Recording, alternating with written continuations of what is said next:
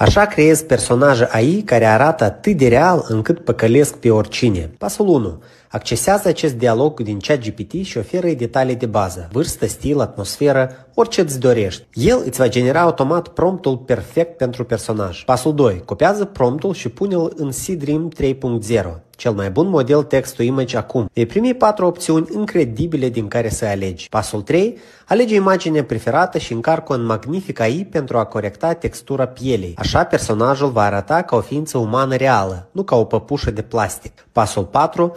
Încarcă imaginea finală în acest workflow personalizat FreePic și apasă Run Workflow. Instant vei obține 4 cadre diferite. Dar nu te opri aici. În același chat poți genera unghiuri de cameră diferite și variații de expresii folosind prompturi dedicate. În felul acesta vei avea 20 de imagini profesioniste ale aceluiași personaj din toate unghiurile cu emoții variate. Dacă vrei să mergi și mai departe, folosește Higgsfield Soul ID sau Flux Content pentru a-ți antrena personajul cu aceste imagini. Despre crearea de conținut video și foto cu AI vorbim pe larg la intensivul gratuit Frontiera AI. Scrie vreau în comentarii și îți trimit invitația.